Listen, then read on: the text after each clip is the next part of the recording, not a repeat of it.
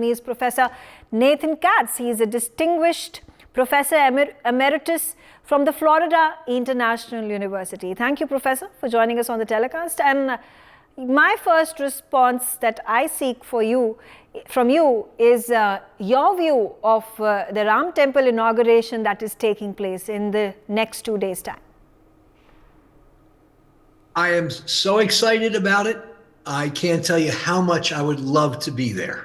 I think that this is a really tidal kind of change in Indian society, where that will give what I think is a proper place to the religious heritage of India.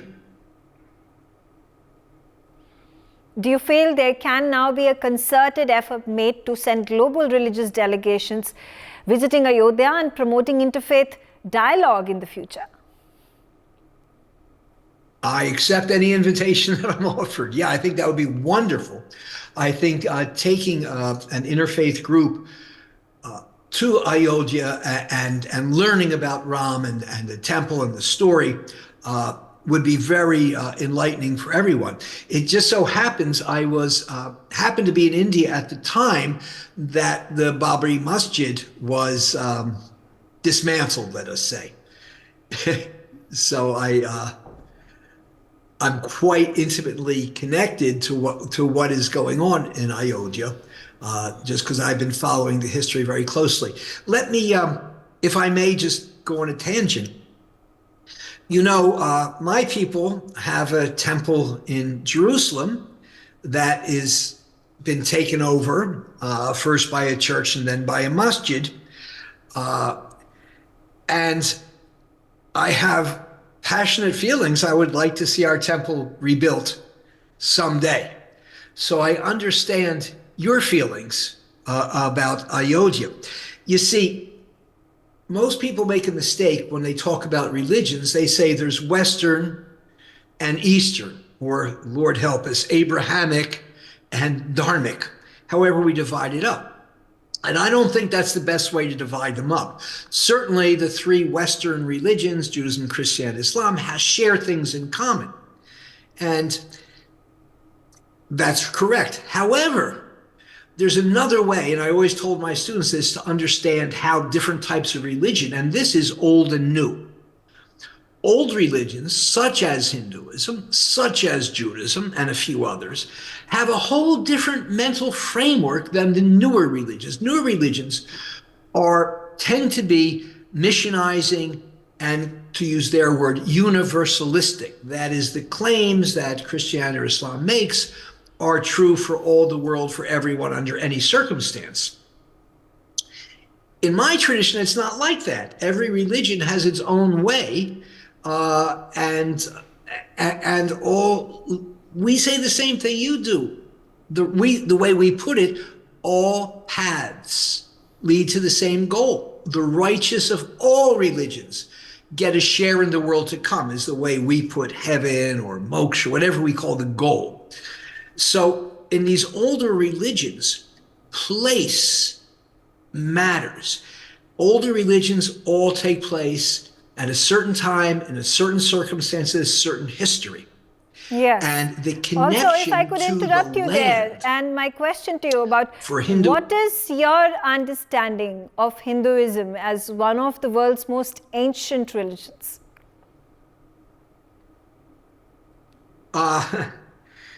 Hinduism is, let's put it this way. If I weren't born Jewish, and I'm sure I'm born Jewish for very, very good reasons that I may not fully understand, none of us do. If I weren't born Jewish, I think I'd want to be, I certainly want to be a dharmika. I would like to follow one of your religions, if that were my choice. I don't think that is our choice. Hinduism, what can I say? It is a culture. It is the theology and, you know, the different kinds of Vedanta and dualism and qualified non-dualism and the theism and the monism and the logical analysis and all these different schools that make up what we call Hinduism are profound. And I've studied, and I force my students to study at great length, sort of the conceptual framework of Hinduism. Also, we have in Hinduism tremendously advanced techniques for actualizing or bringing into being, into one's life, the principles of the religion. We all have those. We too have rich traditions of meditation and so forth. And I suspect, in fact, I'm sure, I don't just suspect, there has been connections through medieval times, if not earlier, between Hindus and Jews, between texts and so forth. And many of our religious ideas have filtered into the other religion. This is my special area that most fascinates me. So Hinduism is, to us Jews, is something in a way familiar, if we understand a little bit about it. It is ancient, certainly, and more important, it's profound. And it is not just those doctrines. It is not just a philosophical text, but you have an entire culture with the magnificent dance, which acts out many of the Puranas and other stories from your text. The way you put your religion into practice through fine arts is something I think unparalleled in all the world. Absolutely. So, Absolutely, yes. And also the fact that architecture. you talk about Hinduism in such splendid way, but there are several others who are constantly prophesizing that there is Muslim genocide that is taking place in our country. They seem to be telling the world that Muslims in our country are living under fear. We know that there is no such thing that takes place in our country. What do you make of and what's your view? You know, you being an outsider, living out of the country, also not part of Hinduism, not a practitioner of Hinduism, and how do you view India in the modern world? I've been going to India for a long time. It was back in the 1960s that I first went to India, and I've been going back and forth regularly. It's been my work, but it's been my passion as well. And I've seen some disturbing changes, not only in India, but in the world. It seemed to me, my sense was that Indian Muslims resembled their Hindu compatriots very much in that they were much more tolerant and accepting than what one reads about today. One still finds that. When we lived in Kochi, every night one of the leaders of the Jewish community would host whoever wanted to come to his house for some snacks and some drinks and so forth. And every night at his table, of course, a Jewish house. I remember one of the favorite people who came was the president of the Jain temple, which was next, Jewtown and Jaintown or Gujarat town are next to each other there. A Muslim attorney who went to law school with one of the Jews, so they'd been friends for, at that time, 50, 60 years. And of course, Hindus were there. And just every night, you'd have an interreligious celebration. I don't know what else to call it. And people would talk about whatever they would talk about, and it would include religion. I would be asked, what is it about these foreign religions that they seem so insecure that they have to convert everybody to their faith? And I say, that is certainly not our way. That is certainly not your way. And somehow if we can get the passion to convert everyone out of some of the religions, the world will be a lot more peaceful, though I know that's not so likely to happen. But what I observed of Muslim-Hindu relations in India 50 years ago is a different story than what I see today, where there's tension. It's not only India, it's global, and I can only pray about it. I don't know what to do when a religion becomes too aggressive. I would also be very interested in knowing what your view on Narendra Modi as a global leader is. I love Modi. I must say, not that many people in America do. But What I like about him is that he is proud. He's a proud Hindu. And I don't think he's imposing things on minority groups in India. I hope not. But he is obviously putting great resources of India to promoting Ayodhya. And I can't wait to once again see Varanasi and what he's done there. I want to see Modi's India. I want to see what it's like now that all of these sacred places have become so upgraded. Though I must say, I was looking at some film taken in Kedarnath recently. Kedarnath is my favorite, absolute favorite place I've ever been to in my life, the most powerful place. But if it's too easy to go there, too many people go and it becomes less. More sometimes is less. At least when I went, they had helicopters to get us up. I was too old to walk up.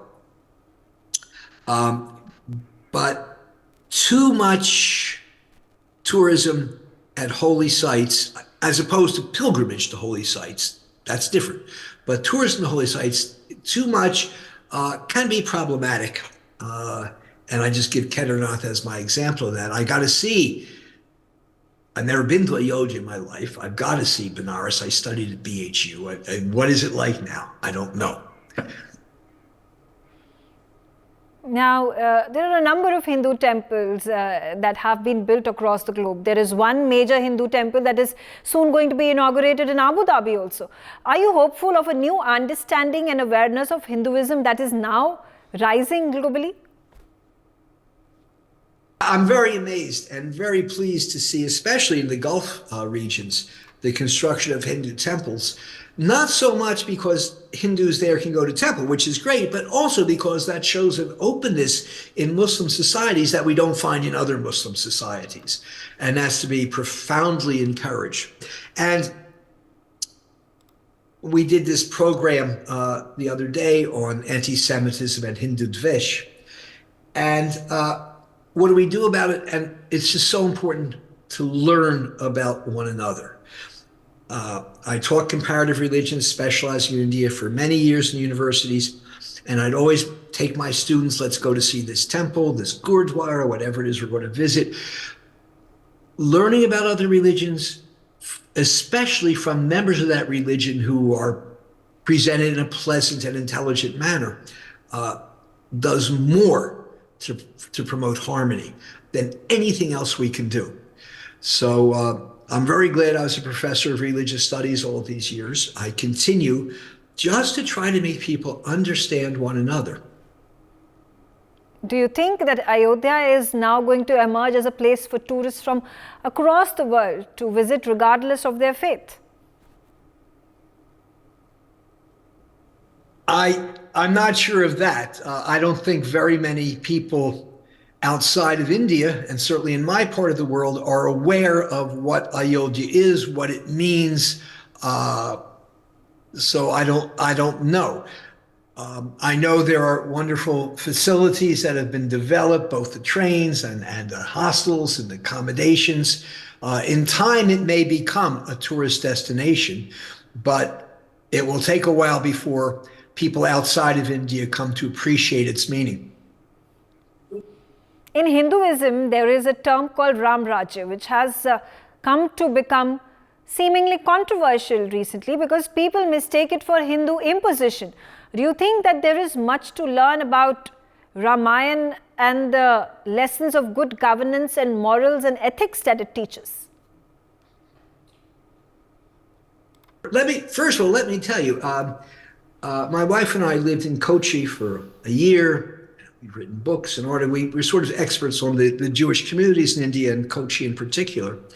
And the Jews in Kochi grew up in a Hindu society down in Kerala, of course.